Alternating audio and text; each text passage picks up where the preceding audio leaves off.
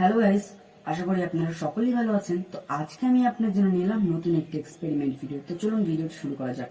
তার আগে আপনাদের সকলকে স্বাগত জানাচ্ছি আমার এই চ্যানেল এক্সপেরিমেন্টিং এ। আমার নাম রাহুল। তো চলুন এবার ভিডিওটি স্টার্ট করা যাক। তো আজকে আমি আপনাদেরকে বানিয়ে দেখাবো বাড়িতে হাইড্রোজেন গ্যাস। তো আপনারা কি জানেন বাড়িতে হাইড্রোজেন গ্যাস তৈরি করা যায়?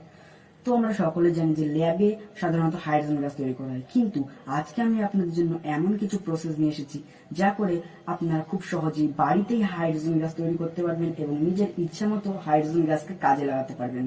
তো চলুন কিভাবে হাইড্রোজেন গ্যাস তৈরি করতে হবে সেটা জানতে হলে ভিডিওটি সম্পূর্ণ দেখুন। তো চলুন ভিডিওটি স্টার্ট করা যাক। আর অবশ্যই ভিডিওটি স্কিপ করে দেখবেন না, কারণ এই ভিডিওতে অনেক গুরুত্বপূর্ণ সব জিনিস আছে, আপনাদের মিস হয়ে যেতে পারে। তাই ভিডিওটি সম্পূর্ণ দেখুন এবং খুব ভালো লাগলে বন্ধু এবং ফ্যামিলির সঙ্গে শেয়ার করে দেবেন, যাতে যেন আপনার বন্ধু বা ফ্যামিলিরাও জানতে পারে যে কিভাবে বাড়িতে হাইড্রোজেন গ্যাস তৈরি করা যায়। তো চলুন ভিডিওটি স্টার্ট করি। তো গাইস, হাইড্রোজেন গ্যাস তৈরি করতে লাগবে এরকম একটা কাচের বাটি। তো আমি এখানে একটা কাচের বাটি নিয়ে নিয়েছি। অবশ্যই মনে রাখবেন একটা কাচের বাটি কিংবা কাচের কোনো পাত্র নিতে হবে, প্লাস্টিকের পাত্র নিলে হবে না, কারণ এই বিক্রিয়ার সময় এই নিচটা প্রচন্ড পরিমাণে গরম হয়ে যায়। প্লাস্টিক থাকলে এটা গলে যেতে পারে। তো অবশ্যই মনে রাখবেন এটা কাচের নিতে হবে। তারপরে কি করবেন, এই যে এটা একটা মিউরিটিক অ্যাসিডের কৌটো। তো আপনারা কি করবেন, মিউরিটিক অ্যাসিডটাকে এই পাত্রের মধ্যে ঢেলে দেবেন। তো আমি জাস্ট অল্প একটু ঢেলে দিচ্ছি। মনে রাখবেন বেশি ঢালা যাবে না। তো গাইস, দেখতে পাচ্ছেন এটা কিন্তু মিউরিটিক অ্যাসিড।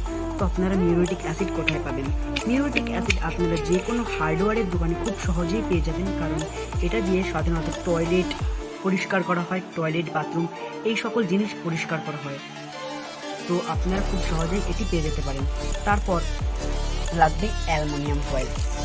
এই অ্যালুমিনিয়াম ফয়েলগুলো কেক অথবা বিরিয়ানির নিচে যে প্যাকেট থাকে সেই প্যাকেটগুলোকে আমি খুব সুন্দরভাবে কুচি কুচি করে এবং এরকম টাইপের একটা আকৃতি দিয়ে দিয়েছি। তো যারা জানেন না এগুলো কি এখনো বুঝতে পারছেন না, ডেসক্রিপশনে একটা ভিডিও আছে, সেই ভিডিওটা দেখে নিতে পারেন, তো আপনারা বুঝে যাবেন।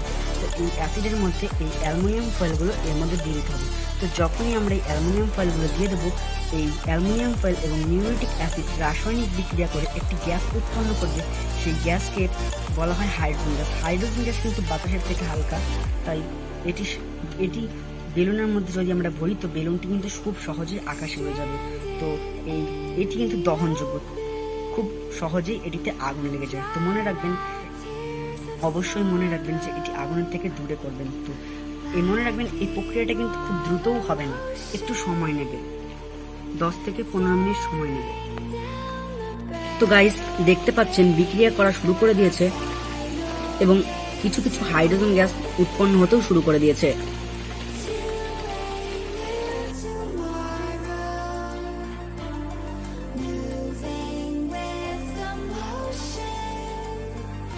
তো গাইস, আপনারা দেখুন কি পরিমাণে হাইড্রোজেন গ্যাস উৎপন্ন হচ্ছে।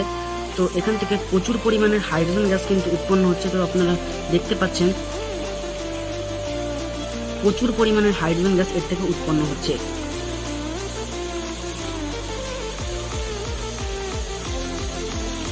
এই হাইড্রোজেন গ্যাস থেকে একটা খুব বাজে গন্ধ হচ্ছে।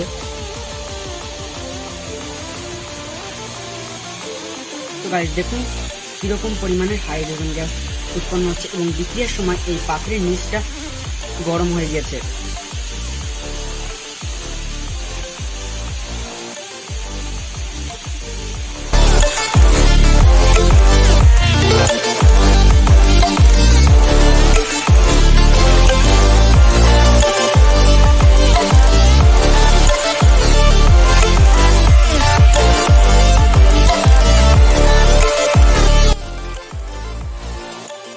বিক্রিয়া প্রায় শেষ হয়ে গিয়েছে।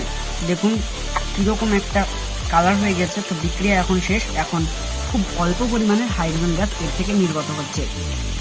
যদি ভিডিওটা ভালো লাগে তো অবশ্যই একটা লাইক করবেন। আমি এরকমই সব ম্যাজিক অর্থাৎ সায়েন্স এর এক্সপেরিমেন্ট ভিডিও প্রতিনিয়ত আমি আমার চ্যানেলে আনতে থাকি। তো অবশ্যই চ্যানেলটিকে সাবস্ক্রাইব করবেন।